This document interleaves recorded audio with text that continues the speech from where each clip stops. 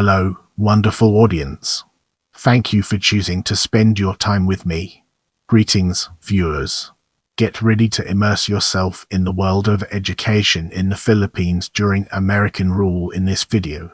During the United States colonial period of the Philippines, the United States government was in charge of providing education in the Philippines.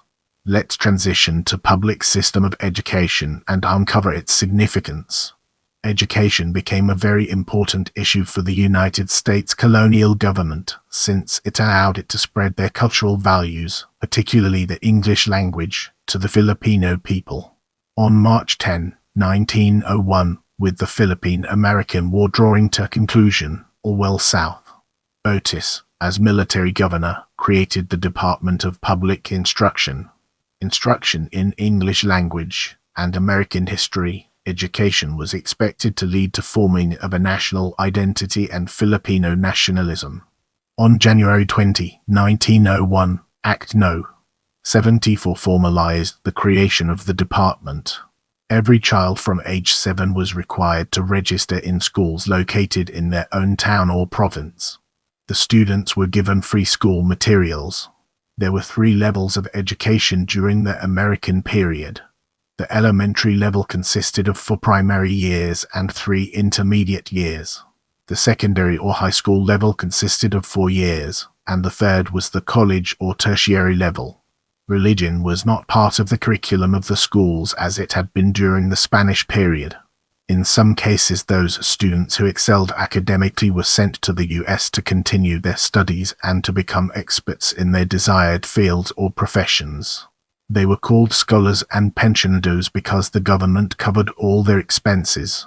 In return, they were to teach or work in government offices after they finished their studies. Some examples of these successful Filipino scholars were Judge Jose Abad Santos, Francisco Benitez, Dr. Honoria Costa Sison, and Francisco Delgado. Many elementary and secondary schools from the Spanish era were recycled and new ones were opened in cities and provinces, among which there were normal, vocational, agricultural, and business schools.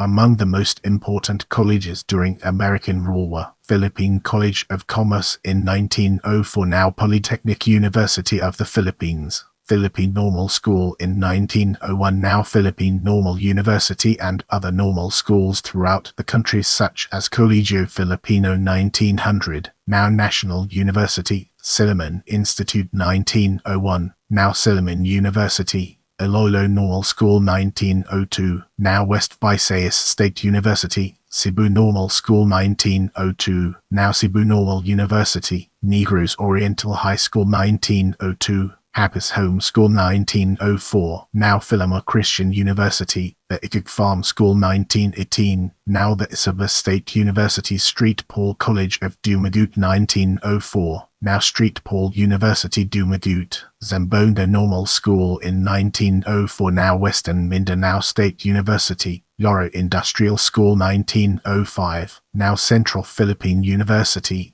Instituto de Manila 1913, now University of Manila, Philippine Women's College 1919, now Philippine Women's University, and Institute of Accountancy 1928, now Far Eastern University.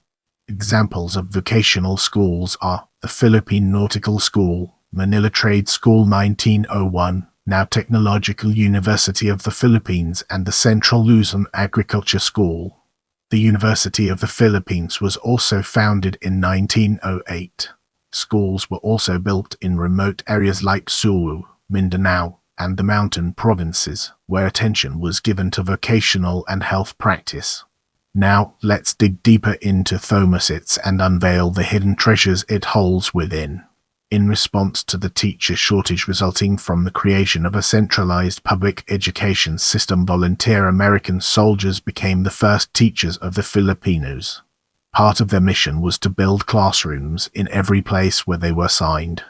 In response to the teacher shortage, the Philippine Commission authorized the Secretary of Public Instruction 1,000 teachers from the United States. They began to arrive in August 1901 aboard U.S. Army transport ASAT ships named Sheridan and Thomas and came to be called Thomasits. The original batch of Thomasids was composed by 365 males and 165 females, who sailed from United States on July 23, 1901. The U.S. government spent about $105,000 for the expedition. More American teachers followed the Thomasids in 1902, making a total of about 1,074 stationed in the Philippines. In this segment, we'll be unraveling the complexities of Pensionado Act and exploring its multifaceted nature. The word pensionado originated with the Spanish language.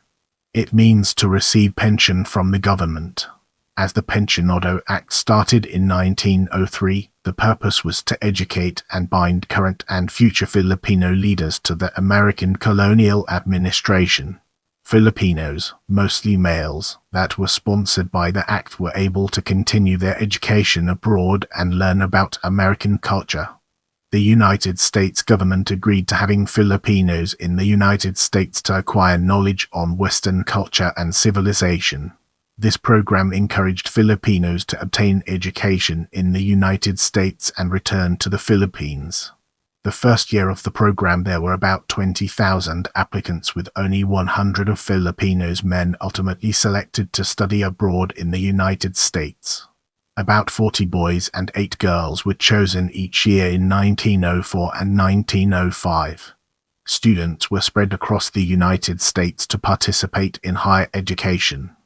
The program, which ended in 1943 and sought to train future Philippine leaders in preparation for post-World War I independence, also fostered beliefs in the supremacy of U.S. institutions, language, and white culture as compared to traditional Philippine culture. As we transition, let's shed light on Monroe Commission on Philippine Education and its relevance to our ongoing exploration. The Monroe Commission on Philippine Education was created in 1925 with the aim of reporting on the effectiveness of the education in the Philippines during the period of U.S. annexation.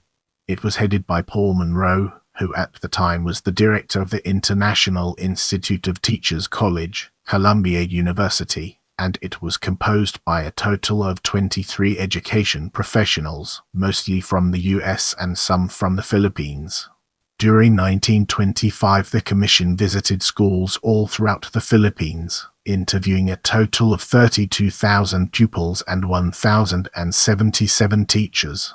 The Commission found that in the 24 years since the U.S. education system had been established, 530,000 Filipinos had completed elementary school, 160,000 intermediate school, and 15,500 high school. The Commission declared that although Filipino students were on the same level as their American counterparts in subjects like math or science, they lagged far behind in English language-related subjects.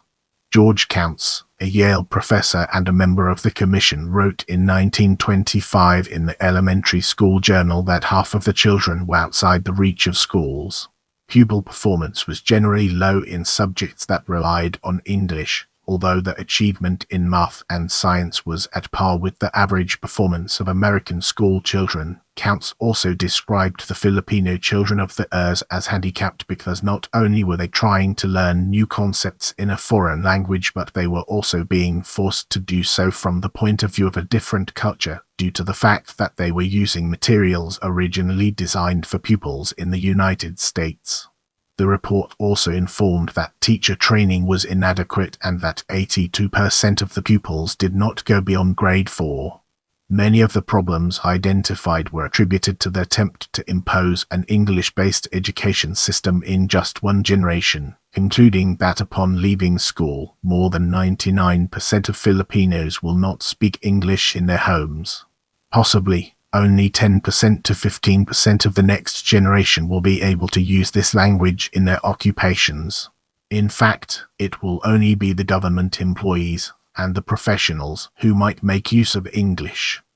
Other recommendations of the Commission asking for a curtailment of the type of industrial work found on schools and the elimination of the General Sales Department that had been set up to distribute the sale of items made in schools, pushed the implementation of several changes in the educational system to try to prioritize on the instruction of the pupils to be taught over the teaching of industrial education that until then had been focusing on the production of handicrafts such as basketry for boys and embroidery for girls, farming techniques, and other skills deemed favorable for the future of the pupils. I love hearing from you, so leave your thoughts and suggestions in the comments.